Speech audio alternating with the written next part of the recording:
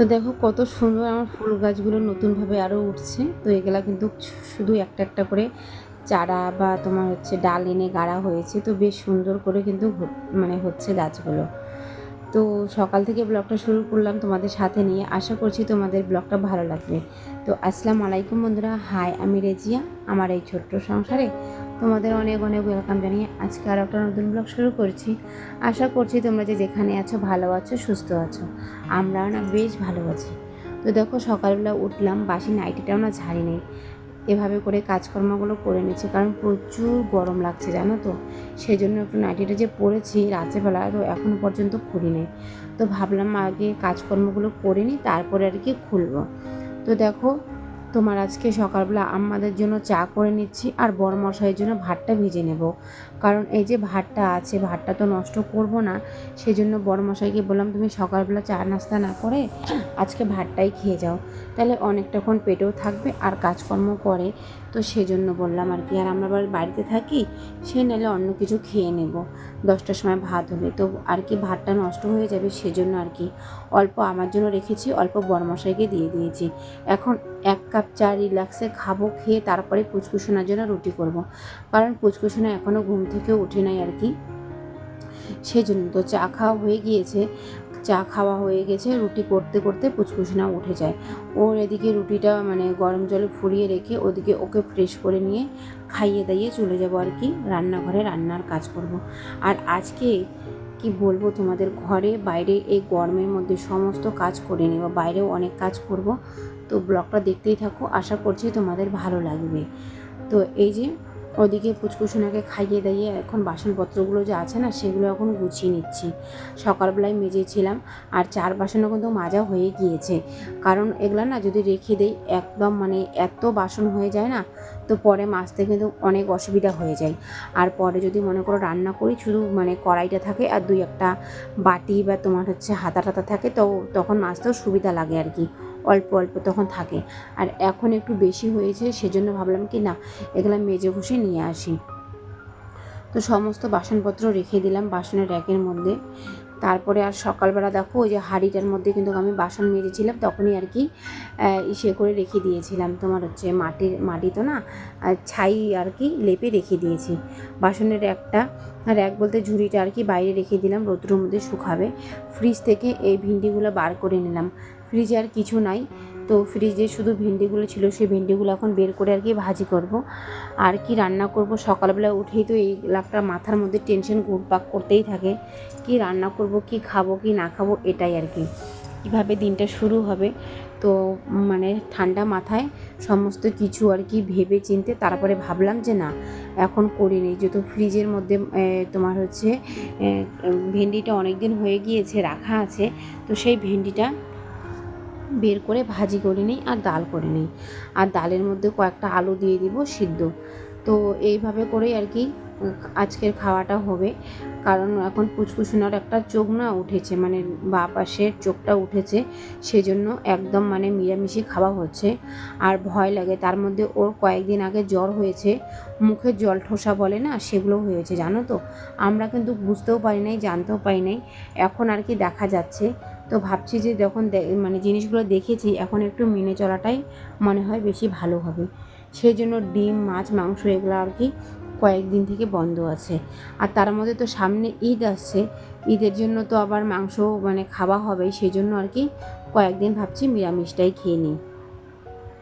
আর এই ঘরে আমার এত গরম লাগে না, কি করব বলো, তাও এই গরমের মধ্যে আমাকে রান্না করতেই হয়, কারণ এই যে গ্যাসটা তো আমাকে বাঁচাতে হবে, সেজন্য। ওদিকে গ্যাসের মধ্যে ডাল বসিয়ে দিলাম, আর এদিকে ভাত করে নিলাম। কোনো দিন এইখানে মানে ডাল ভাত সমস্ত কিছু করে নেই, যেদিন দেরি হয় ভাবি যে একটু দেরি হচ্ছে, তো ওখানে বসিয়ে দিই। আর পুচকুসোনার খাওয়ানোর টাইম হয়ে যায়, সেজন্য। এদিকে এখন ডাল থেকে আর কি আলুগুলো বের করে নিয়েছি, সেগুলো এখন নিয়ে এসে এখানে ভাতের মধ্যে মানে জালটাও দিয়ে মানে বারবার ঠেলে দিতে লাগে, নাহলে তো মানে উনানের জাল বারবার বের হয়ে আসে বা নিভে যায়, সেজন্য এখানে নিয়ে এসে আর কি আলুটাও ইসে করছি। আর এদিকে ভাতটাও হয়ে গিয়েছে, এখন মাঠটা গেলে আর ভাতটা কিন্তু এভাবে করে আমি আধা ঘন্টা বলছি 5 মিনিটের মতো রেখি, বা 2-3 মিনিটের মতন রেখে তারপরে আবার জলটা যতটুকু জল থাকে আর কি নিজের মধ্যে, সেই জলটাও কিন্তু শুকিয়ে যায়, ভাতের মাঠটা কিন্তু থাকেই, তাহলে ভাতটা একদম ঝরঝরা হয়ে যায়। এদিকে এখন ভাজি তো করবো না, মানে পেঁয়াজ আর লঙ্কাটা ভেজে নিব। তোমার হচ্ছে যে সিদ্ধ আলু সিদ্ধটার মধ্যে দিব। কাঁচা লঙ্কা নাই, আর শুকনো লঙ্কাগুলো না আমি কিন্তু বাড়িতেই শুকিয়েছিলাম, তো বেশ সুন্দরও শুকিয়ে গিয়েছে। কিন্তু ডালে সম্বারটা দিলে মনে হয় বেশি ভালো হয়, আর এভাবে করে দিয়েছি না, ভালো হচ্ছে না। পরে আবার আমি কী করি বলো তো, চাকু নিয়ে আর কি কাটাকাটি করে তারপরে আবারও আর কি করি, মানে ভেঙে ভেঙে দিই আর কি চাকু দিয়ে। কারণ এই যে গোটা গোটা থাকে আমার একদমই ভালো লাগছিল না। আর দেখবা চোখা মানে সিদ্ধ আর কি, আলু সিদ্ধ আমরা চোখা বলি, তো চোখা চোখা বার হচ্ছে। মানে আলু সিদ্ধটা যদি মানে মনের মতো করে না হয় কিন্তু খেতেও ভালো লাগে না, ঝাল ঝাল যদি না হয়। তো বেশ আর কি ঝাল হয়েছে, আর আমি আলু সিদ্ধটা দিয়ে বেশ একটু ভাত খেয়েছি। আমি ভিন্ডি দিয়ে ভাত খেতেই পারি নাই আজকে, কেন জানি আমার ভিন্ডি ভাজিটা একদমই ভালো লাগছিল না। আর একদিন করেছিলাম, এত ভালো লাগছিল কি বলবো তোমাদের, বলে বোঝাতে পারতাম না, মানে এতটা টেস্ট হয়েছে। আর এদিকে কিন্তু ভিন্ডি ভাজিও হয়ে গিয়েছে, নামিয়ে নেব। তো একটা থালার মধ্যে রাখবো, কারণ বেশি থালা মাখবো না। আর এখন আর কি কড়াই ঠড়াই যা সমস্ত কিছু আছে এগুলো মাজা ঘষা করবো। পুচকুসোনাকে খাওয়ানোর আছে, ওকে স্নান করিয়ে খাইয়ে দাইয়ে ওকে ঘুম পাঠানোরও তো সময় আছে। সমস্ত কিছু আমি একা হাতে যে কীভাবে ম্যানেজ করি এভাবে করে আর কি আস্তে আস্তে করি। এদিকে দেখো ওকে স্নান করিয়ে খাইয়ে দিয়েছি, খাইয়ে দিয়ে ওকে ঘুম পাড়িয়ে এদিকে বাসনগুলোও মাজতে চলে আসলাম আর কি।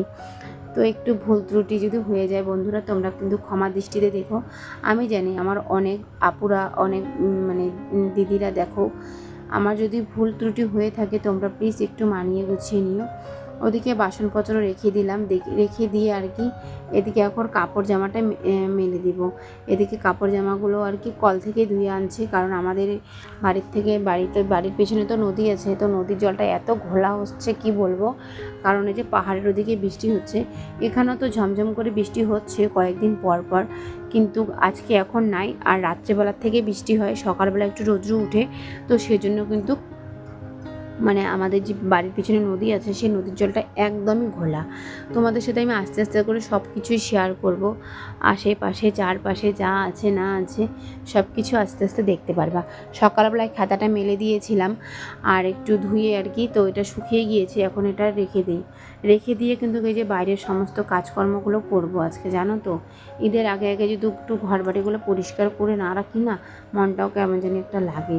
সেজন্য আর কি মনের মতন করে বাড়িটাকে আর কি পরিষ্কার করে গুছিয়ে নেব।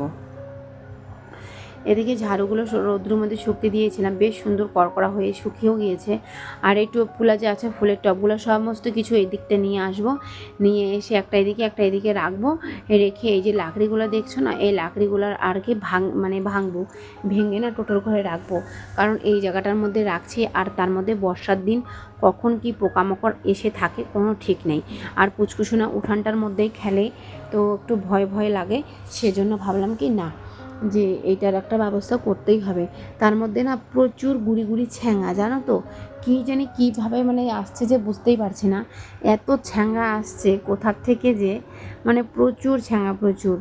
আর ঘরে দুয়ারে সামনে পুচকুসোনার গায়েও লাগে, তো মানে প্রচুর অসুবিধা হয় জানো তো। এখন এই সমস্ত লাকড়িগুলো ভেঙে ভেঙে আর কি সমস্ত কিছু টোটোর ঘরে রেখে দেবো, রান্না করতেও তাহলে সুবিধা হয়। আর এগুলা ভাঙতে গিয়ে আমার যে কত ছ্যাঙা লেগেছে আর কত যে চুলকানি হয়েছে শুধু আমি একমাত্র জানি, জানো তো। সারা শরীর যে চুলকাচ্ছিল। তাড়াতাড়ি করে লাকড়িগুলো ঘরে ঢুকিয়ে চলে গেলাম স্নান করে চলে এসে কাপড়গুলো মেলে দিলাম। এখনও দেখো বেশ সুন্দর রোদ্রু আছে আর কি। দুপুর 2টার মধ্যে হতে হতে কিন্তু সমস্ত কাজকর্ম আমার কমপ্লিট হয়ে গিয়েছে। পুচকুসোনাকে খাইয়ে দাইয়ে ঘুম পাড়িয়ে তারপরে এদিকে আমি চলে এসেছিলাম আমার এগুলা কাজ করতে। এখন আমিও স্নান টান করছি, তারপরে এই যে কাপড় জামা ধুয়ে মেলে এখন আর কি আমিও খাওয়া দাওয়াটা করে নেব। তো কাপড় জামা মেললাম, আর এই যে কাপড় জামাগুলো শুকাই গিয়েছে এগুলাও আর কি পরে একটু তুলে নেব। আর এখন না আমার শরীরটা এত মানে কি বলবো আর কি, এত মানে ব্যস্তর মধ্যে দিয়ে দিনকাল কাটছে বুঝতে পারছি না, জানো তো। মনে হয় এখন না একটু আরাম করতেও পারি না। এখন মনে হচ্ছে এতটা সময়টা আমার মানে হয়ে গিয়েছে, সবার ভিডিও দেখতে লাগে, কমেন্ট করতে লাগে না, তো মানে আমি সময়ই পাচ্ছি না কোথার থেকে কি করব না করব, জানো তো। খেতে বসলেও মানে মোবাইলটা নিয়েই বসে পড়ি। ওদিকে তো সমস্ত কিছু কমপ্লিট হয়ে গেল খাওয়া দাওয়া। এদিকে বড়মশাই আসলো, তারপরে বড়মশাই নিয়ে আসলো এই যে আম। তো ভাসুরের ঘরে কয়েকটা দিয়েছি, শ্বশুরকে দিয়েছি, আমরা খেয়েছি সবাই মিলে। তো এইগুলা আম কিন্তু কতটা মিষ্টি না জানো তো, কোথা থেকে নিয়ে এসেছে একদম পছন্দই হচ্ছিল না আমগুলো। আর এই 3-4টা আম এত পাকা, তো ভাবলাম কি এই পাকা আমগুলো কাটবো, কেটে এখন খাবো। আর এদিকে বড়মশাই খেতে বসে গিয়েছে, মানে আর কি এখন আসলো, এসে খেতে বসে গিয়েছে। এখনও আমরাও আমগুলো খাবো, খাওয়া দাওয়ার মধ্যে দিয়ে ভিডিওটা শেষ করব আর কি। ভিডিওটা তোমাদের কেমন লেগেছে অবশ্যই কিন্তু কমেন্টের মাধ্যমে জানাতে ভুলো না।